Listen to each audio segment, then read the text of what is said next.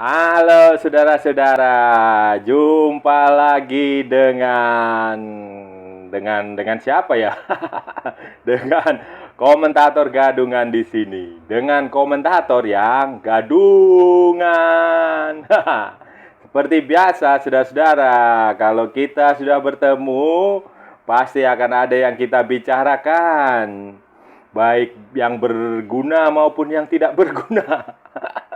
Dan saudara-saudara, hari ini saudara-saudara kita akan bicara tentang Piala Dunia, saudara-saudara.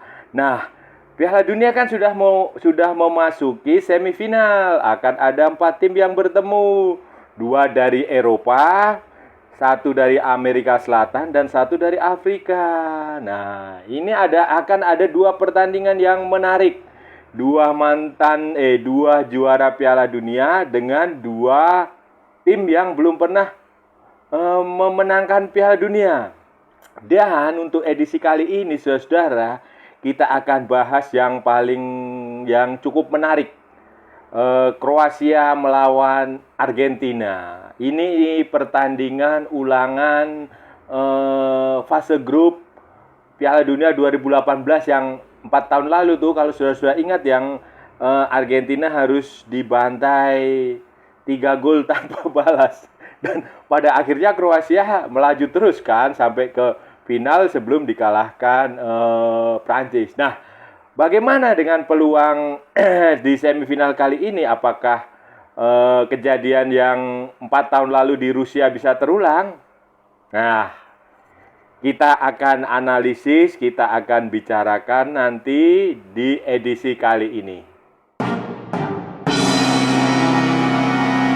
Nah, saudara-saudara, keberhasilan Kroasia dan Argentina tampil di semifinal itu udah nggak mengejutkan lagi lah. Udah Argentina itu sebagai salah satu yang diunggulkan juara selain Prancis, selain Brazil, selain siapa lagi ya? Inggris, Belgia, begitulah yang udah kandas-kandas itu. Nah, Argentina ini akan bertemu Kroasia dan dengan, ya, semua orang udah tahu lah, di situ ada maskotnya nomor 10 Luka Modric dan Lionel Messi. Nah, ini yang menarik yang akan kita bahas adalah bagaimana nanti mereka harus bermain di pertandingan nanti. Itu yang penting, saudara-saudara. Kalau saudara-saudara perhatikan, Kroasia ini dia akan bermain dengan skema yang kurang lebih sama sejak fase grup. Kalau tidak, mereka tidak akan jauh dari 4-3-3, ya kan? Di tengahnya itu yang paling akan menjadi kunci di Kroasia adalah lini tengah. Ada Modric, ada Brozovic sama Kovacic, Mateo Kovacic. Ah, itu yang akan jadi kunci di situ, dan itu sudah terlihat ketika di pertandingan-pertandingan sebelumnya. Khususnya si Luka Modric. Luka Modric ini dia, kalau sudah ingat, di masa lalu itu ada pemain yang namanya Andrea Pirlo. Nah, itu mirip. Di playing playmaker istilahnya. Jadi playmaker tapi yang agak di tengah. Jadi dan Modric ini termasuk dia umpannya gila, saudara-saudara. Nah, untuk menghentikan Kroasia, Argentina harus main seperti apa? Argentina harus menjadi bunglon. Bunglon itu maksudnya adalah Argentina harus menyesuaikan dengan pola permainan Kroasia. Ini sudah dilakukan waktu lawan Belanda. Argentina biasa bermain dengan 4 back, 4-4-2 atau 4-3-3. Tapi lawan Belanda, Lionel Scaloni menyesuaikan dengan taktikal Belanda dengan dia main dengan 3 back di situ, 3-5-2. Nah, nanti seharusnya untuk melawan Kroasia, Argentina harus kembali dengan taktikal yang sama dengan Kroasia supaya kontra strategi 4-3-3. 4-3-3. Nah, untuk menghentikan Kroasia, hentikan Luka Modric. Gimana caranya? Nah, Argentina harus menampilkan 3 gelandang di tengah ini kan, kemungkinan nih itu ada Rodrigo De Paul, terus si Enzo Fernandez sama satunya Alexis McAllister. Rodrigo De Paul itu bisa dipakai untuk menghentikan Luka Modric. Udah, si De Paul ini kan bodyguardnya Lionel Messi nih, dijulukinya karena selalu kemana-mana ngikutin si Messi. Nah, udah itu si De Paul aja itu suruh pegang, suruh kemana-mana. Pokoknya intinya gini, Luka Modric itu jangan diberi kesempatan untuk mengumpan, umpan pendek maupun umpan jauh. Karena 90% alur serangan Kroasia berawal dari Luka Modric.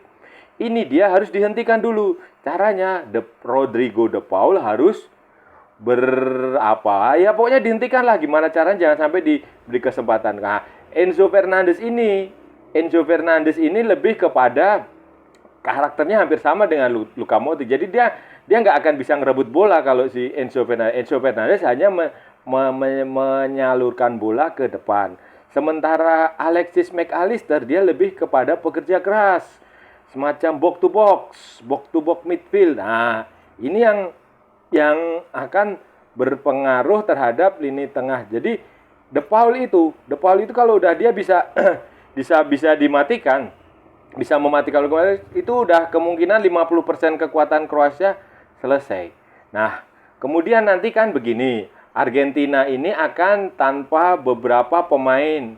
Salah satunya yang fullbacknya siapa itu yang Acuna itu kan nggak akan bisa main. Jadi kemungkinan posisi Acuna itu akan diganti oleh Tagliafico. Nah, untuk membuat Acuna ini agresif, saudara-saudara.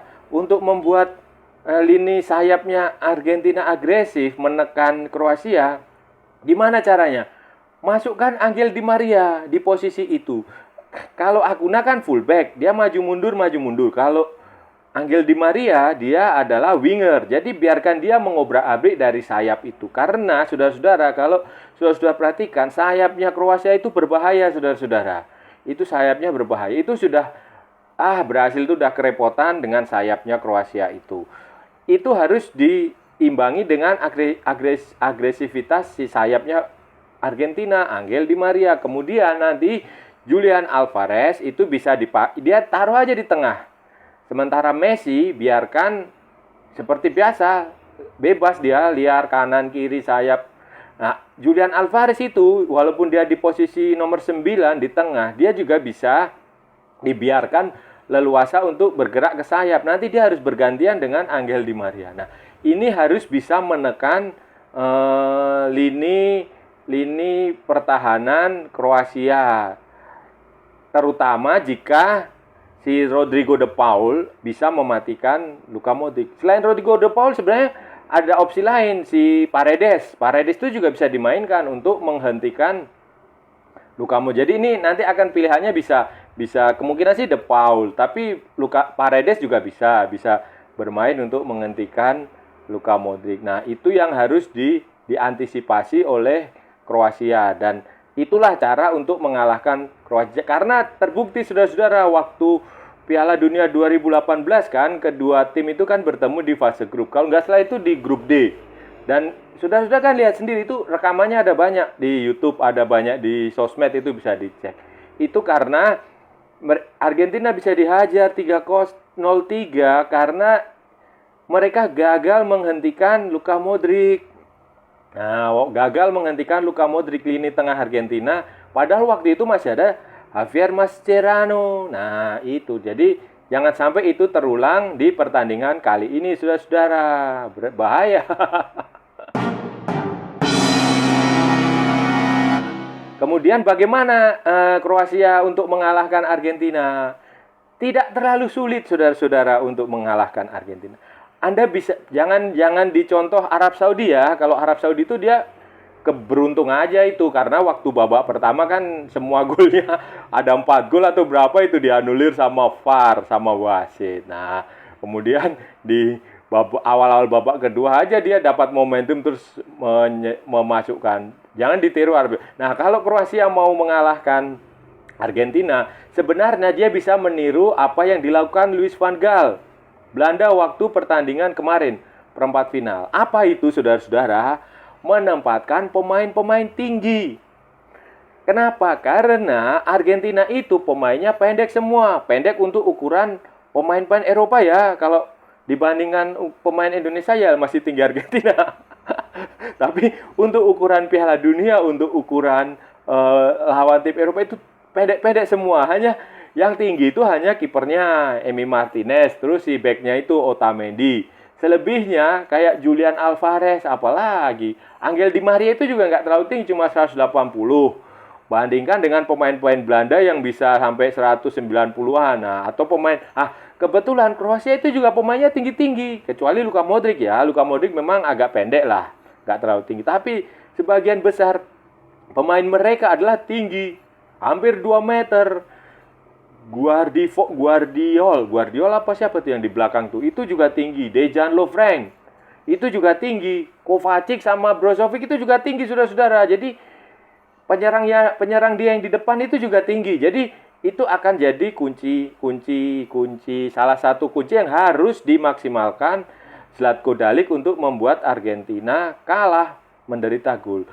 Dan itu bisa dilakukan dengan umpan lambung, persis lah kayak Belanda waktu itu kan, dia masukkan Luuk de Jong sama itu siapa tuh yang namanya susah, Weghorst. Terus Kop Marinir itu kan tinggi-tinggi semua, dan dia langsung set piece, dari set piece taruh ke depan, lambungkan bola, heading gol kayak begitu. Itu harus dilakukan Kroasia, dan itu Kroasia punya kemampuan untuk melakukan itu karena Luka Modric adalah pemain yang sangat bagus dalam memberikan umpan. Passing dia bagus itu, jadi kayak kakinya itu udah kayak ada mata itu, saudara-saudara. Jadi Luka Modric itu bisa dimaksimalkan dengan umpan-umpan lambung. Taruh aja 2-3 pemain depan Kroasia yang tinggi di depan. Terus manfaatkan set piece, sepak bojok, tendangan bebas langsung, tendangan bebas tidak langsung. Nah, itu harus dimaksimalkan karena yaitu posturnya Argentina kalah. Ini akan jadi nilai titik minusnya. Nah, kalau Argentina mau bermain dengan, misalnya ya ini saya kasih tahu, kalau menjaga Lionel Messi, Kroasia mau menjaga, percuma saudara-saudara, percuma. Messi itu udah nggak bisa dihentikan kecuali dia cedera atau dapat dihukum nggak bisa main karena akumulasi kartu. Itu baru Kroasia bisa dapat keuntungan. Tapi kalau Anda mau bicara menghentikan Messi itu nggak bisa, saudara-saudara, nggak bisa. Virgil van Dijk sendiri ngomong, Virgil van Dijk itu ngomong, Belanda itu sejak awal sudah belajar cara menghentikan Lionel Messi, tapi nggak bisa. Kenapa? Karena Messi itu dapat bola setengah detik aja, itu sudah bisa jadi asis, saudara-saudara. Dia dapat tweet gitu aja udah bisa jadi gol itu Messi itu. Itu jadi sekecil apapun ruang yang didapat itu bisa jadi. Saudara-saudara lihat kan waktu gol lawan Belanda itu. Coba lihat. Dia lari, dia bergerak larinya ke arah kiri, tapi bolanya diumpan ke arah kanan. Di sana udah ada kawannya dia dan gol kan. Lah, kayak gitu. Susah kalau mengandalkan 100% menjaga Messi. Lagi pula kan Argentina itu nggak hanya Messi. Mereka punya sayap-sayapnya itu lincah itu loh. Dan ke Argentina itu karakteristiknya dia akan main dengan tropas, dengan umpan-umpan membelah lapangan. Dia bisa dibawa ke kiri, bisa dibawa ke kanan. Itu kalau dibiarkan pemain-pemain Argentina menguasai bola. Jadi mematikan Messi bukan opsi, saudara-saudara, sekali lagi saya katakan bukan opsi. Anda Kroasia, Anda bisa kemasukan banyak gol, nggak apa-apa dengan Messi mencetak hat-trick atau apa sekalipun, tapi Anda juga harus mencetak lebih banyak gol dari yang dihasilkan Argentina. Itu kuncinya. Caranya yaitu tadi yang saya bilang, bola atas, mainkan bola atas, mainkan set piece, mainkan ya heading itu akan jadi titik lemah, dan itu diakui sendiri oleh Lionel Messi kan waktu dia marah-marah sama Van Gaal di sesi wawancara itu yang dia labrak si Van Gaal itu setelah pertandingan. Kan dia bilang, Van Gaal bilang Belanda akan main sepak bola, akan mengalahkan Argentina dengan indah, dengan permainan indah. Tapi ternyata dia numpuk pemain-pemain tinggi dan langsung long ball. Nah, Messi sendiri sudah mengakui. Jadi ini Kroasia bisa menang kalau dia bisa main dengan skema seperti itu, saudara-saudara. Nah, itu tadi saudara-saudara, kita sudah membahas analisis lah ya. Namanya juga walaupun kita gadungan, tapi ya analisis kita juga Juga gadungan juga kayaknya ini. Ya, itu tadi saudara, kita sudah bicara tentang bagaimana apa yang seharusnya dilakukan Kroasia untuk mengalahkan Argentina dan apa yang seharusnya dilakukan Argentina untuk mengalahkan Argentina. Ini kita bicara selama 90 menit dan perpanjangan waktu ya. Kalau sudah urusannya adu penalti itu udah hanya Tuhan yang tahu saudara-saudara, karena adu penalti itu 99,999% adalah faktor keberuntungan. Nah, dan kebetulan kedua-dua kiper ini punya kemampuan adu penalti yang luar biasa. Emi Martinez nangkap bola waktu lawan Belanda. Dulu waktu tahun lalu waktu Copa America, waktu lawan Kolombia, Emi Martinez juga jadi pahlawan adu penalti. Terus kipernya Kroasia yang sekarang ini Dominik Livakovic atau siapalah itu, penggantinya Daniel Subasic, itu juga udah membuktikan diri waktu lawan Jepang dan lawan Brasil. Jadi kalau kita bicara kalau kemungkinan skenario sampai adu penalti ya itu yang terjadi seperti itu. Tetapi kalau itu bisa adu penalti, kemungkinan Kroasia kalau pertandingannya sampai 120 menit, fisik Kroasia akan jadi masalah. Karena sudah lihat kan, waktu lawan Jepang dia main 120 menit. Waktu lawan Brasil juga 120 menit. Sementara Argentina waktu lawan Belanda 120 menit dan penuh emosi. Kartu kuning semua itu ada 8 pemain. Itu belum termasuk Walter Samuel asistennya. Nah, itu ya saudara-saudara ya. Kalau ada salah-salah ya mohon maaf, namanya juga gadungan. Tapi kalau benar berarti sebuah kebenaran. Dan jangan lupa ikuti terus channel Komentator Gadungan, like, share, and subscribe kalau Anda merasa channel ini bermanfaat. Dan jangan lupa ikuti akun media sosial Komentator Gadungan, ada di Instagram dan di Facebook. Oke saudara-saudara, sampai jumpa di lain kesempatan. Salam olahraga dan merdeka!